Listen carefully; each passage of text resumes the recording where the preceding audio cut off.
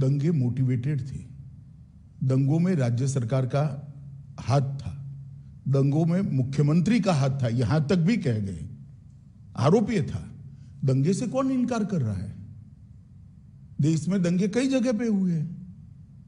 तो क्या उन दिनों में आप भी थे वहां पर, तो उन दिनों में क्या पुलिस जो है, जो कहते हैं कि पुलिस कुछ कर नहीं पाई, जो कुछ ऑफिशियल्स थे वो they were not able to do much, और बहुत से लोग कहते हैं कि वहाँ पॉलिटिकल जो व्यू था, इस वजह से ना तो पॉलिटिकल ना तो ब्यूरोक्रेसी ना ही पुलिस इतना कर पाई रोकने के लिए, दंगे रोकने के लिए। देखिए, भारतीय जनता पार्टी की विरोधी राजनीतिक पार्टियां, कुछ आइडियोलॉजी के लिए राजनीति में आए हुए पत्रकार और कुछ एनजीओ ने मिलकर, ये त्रिकूट ने मिलकर ये आरोपों को इतना प्रचारित किया, और इसका इकोसिस्टम भी इतना मजबूत था कि धीरे धीरे झूठ को ही सब सत्य मानने लगे। पर उस वक्त तो आपकी सरकार दिल्ली में भी थी और आपकी सरकार गुजरात में भी थी, तो फिर मीडिया को या फिर उन लोगों का नेटवर्क इतना स्ट्रांग कैसे था? हमारी सरकार का कभी भी मीडिया के काम में इंटरफेरेंस का दखल ही, मतलब हमारा एटीट्यूड ही नहीं है, ना उस वक्त करा था ना आज कर रहे हैं। परंतु उस वक्त जो इकोसिस्टम बनी थी, वो इकोसिस्टम ने एक झूठ के पुलिंदे को इतना हवा बनाकर जनता के सामने खड़ा कर दिया कि इसकी इन्फ्लुएंस में सभी लोग थे, शायद कोर्टें भी होगी। अगर सत्य था तो फिर एसआईटी की क्या जरूरत थी? एसआईटी में आज मैं आपको सत्य बताता हूं, एसआईटी का ऑर्डर कोर्ट का नहीं था। एक एनजीओ ने एसआईटी की मांग करी, कोर्ट ने फॉर सेक ऑफ आस्किंग हमारे लॉयर को पूछा, हमारे लॉयर ने कहा मुझे इंस्ट्रक्शन लेने पड़ेंगे। लंच आवर के बाद फिर से कोर्ट बैठी, हमारी सरकार ने कह दिया कि हमें कुछ छुपाना ही नहीं, तो एसआईटी बने, हमें क्या आपत्ति है। It was consented decision, Gujarat सरकार की रिकॉर्ड पर कंसेंट है। कोर्ट ने अपने जजमेंट में भी लिखा है कि एनजीओ की मांग थी, गुजरात सरकार ने कंसेंट दी है। हम बहस कर सकते थे, मगर क्यों करें, क्योंकि हमें कुछ छिपाना ही नहीं था। आज जब जजमेंट आया है तब तय हो गया है कि जजमेंट में लिखा हुआ नाम मैं बोलता हूं, एक पुलिस अफसर का नाम दिया है, एक एनजीओ का नाम दिया है और कुछ पॉलिटिकल एलिमेंट्स का नाम दिया है। ये तीनों ने मिलकर जजमेंट के अंदर ये स्पष्ट कर दिया है कि सनसनी खड़ी करने के लिए झूठ बातों को फैलाया गया, झूठ बातों को आगे बढ़ाया गया और झूठे सबूत गढ़े गए। एसआईटी को जो जब जवाब लिखवा रहे थे तब भी उनको मालूम था कि ये झूठा जवाब है, जिसको एसआईटी ने भी बाद में कोर्ट के सामने रखा कि ये झूठे जवाब थे और वो जानते थे कि झूठे। आज कोर्ट ने स्पष्ट कर दिया कि सरकार ने दंगा रोकने के लिए भरसक प्रयास किए। कोर्ट ने यह तय कर दिया कि मुख्यमंत्री ने बार बार शांति की अपील की थी। कोर्ट ने यह तय किया घटनाएं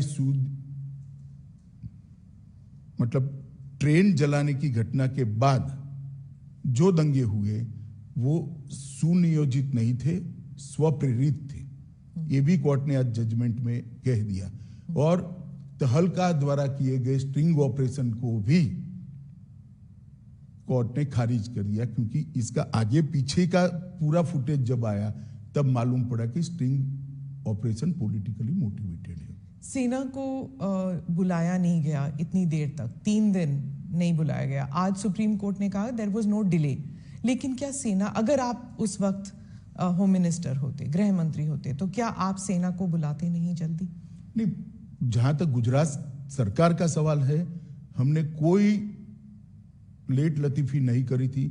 जिस दिन गुजरात बंद का ऐलान हुआ उसी दोपहर को हमने सेना को बुला लिया था। सेना को पहुंचने में थोड़ा समय लगता है। आप हमारा हिसाब मांगती है, मांगना भी चाहिए, मुझे जवाब भी देना चाहिए, परंतु मैं क्लियर कर दूं, जहां तक गुजरात सरकार का सवाल है, एक दिन की भी देरी नहीं की है। रिकॉर्ड बहुत स्पष्ट है, कोर्ट ने भी इसको अप्रिशिएट किया है। परंतु दिल्ली में सेना का मुख्यालय है, दिल्ली में इतनी सेना है, जब इतने सारे सिख भाइयों बहनों को मार दिया, 3 दिन तक कुछ नहीं हुआ। कितनी एसआईटी बनी? हमारी सरकार आने के बाद एसआईटी बनी। कितनी अरेस्ट हुई? इतने सालों तक सिख नरसंहार में विपक्ष की सरकारें रही, कभी अरेस्ट नहीं हुई। और वो लोग हम पर आरोप लगा रहे हैं पार्शियलिटी के। आप और मोदी जी दोनों कहते हैं कि इट वाज अ टैक्टिक या फिर कह दीजिए कंस्पिरेसी कि गुजरात को एक बुरा नाम देने के लिए कि ये एक दंगाई प्रदेश है और बीजेपी जो है एक दंगाई पार्टी है। और गुजरात 2002 के बाद वो टैग लग गया। क्या आप मानते? मैं और मोदी जी नहीं कहते, भारतीय जनता पार्टी नहीं कहते कि हम पर टैग लगाने का झूठा प्रयास किया। अब सुप्रीम कोर्ट भी कहती है कि झूठा टैग लगाने का प्रयास किया। आप लोकतंत्र में संविधान को भी नहीं मानेंगे, सुप्रीम कोर्ट को भी नहीं मांगेंगे। पॉलिटिकल स्टेटमेंट सच्चे या सुप्रीम कोर्ट का सब एविडेंस एप्रिशिएट कर कर लिया गया फैसला सच्चा, ये देश की जनता ने तय करना पड़ेगा। आप जैसे पत्रकारों ने भी तय करना पड़ेगा। और अगर ये मत बनता है कि सुप्रीम कोर्ट का एप्रिशिएट हुआ एविडेंस एप्रिशिएट करने के बाद दिया गया फैसला सच्चा है, तो अब क्वेश्चन उठाने चाहिए। पत्रकारों की जिम्मेदारी है, जिन्होंने आरोप लगाए थे उनके ऊपर पूछना चाहिए उनको कि क्या आधार था ये आरोप का, और आधार था तो क्यों नहीं गए सुप्रीम कोर्ट में। आपने एनजीओज का जिक्र किया, कौन से एनजीओज हैं, क्या किया उन्होंने? देखिए, मैंने बहुत हरीडली जजमेंट को पढ़ा है, मगर इसमें तीस्ता सेटलवाड का नाम बहुत स्पष्ट दिया है। तीस्ता सेटलवाड की एनजीओ थी, नाम तो मुझे मालूम नहीं है उनका। उन्होंने हर थाने में इस प्रकार की भारतीय जनता पार्टी के कार्यकर्ताओं को इन्वॉल्व करने वाली एप्लीकेशनें दे दी थी, और मीडिया का दबाव इतना था कि सभी एप्लीकेशनों को सच मानकर ट्रीट किया गया।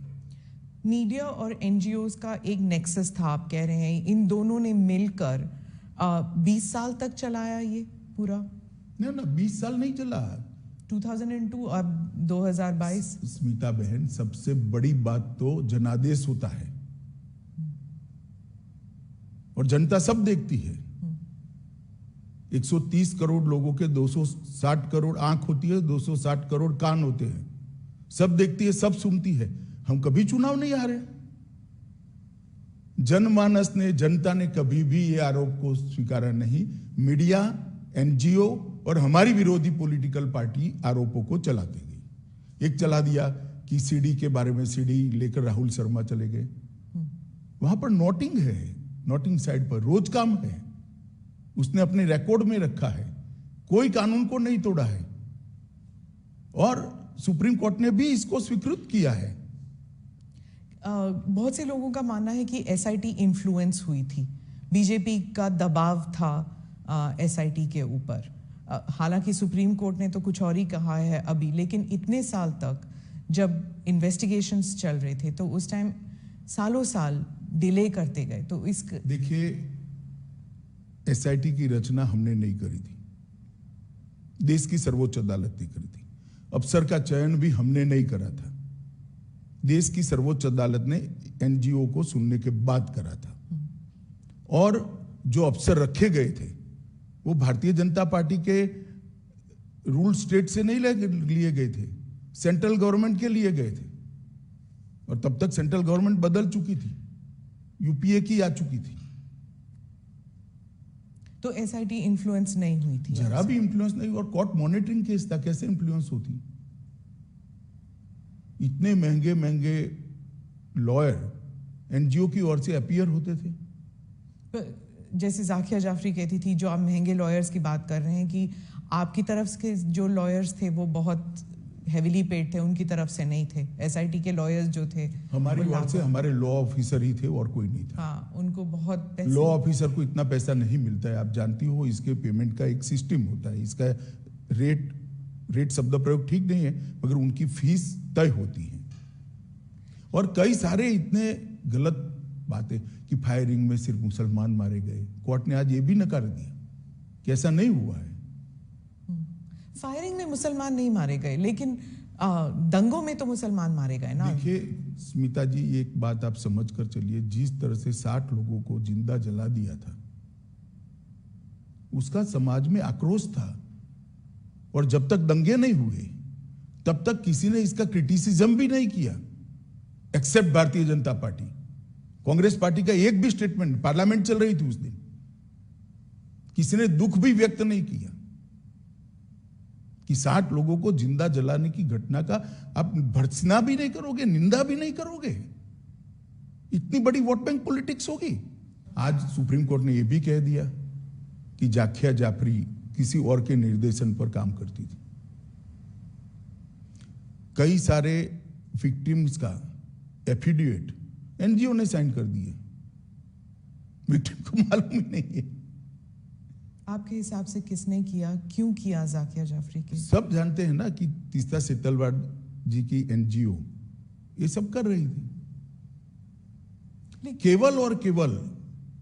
और उस वक्त जो यूपीए की सरकार आई, उसने ढेर सारी मदद करी है तीस्ता सेतलवाड की एनजीओ को, ढेर सारी मदद करी है, सबको मालूम है, पूरे लुटियन दिल्ली को मालूम है। गुजरात में तो आपकी सरकार थी, इतने गुजरात में हमारी सरकार थी, मगर जो एनजीओ थो उसको भारत सरकार ने मदद करी है, सब जानते हैं।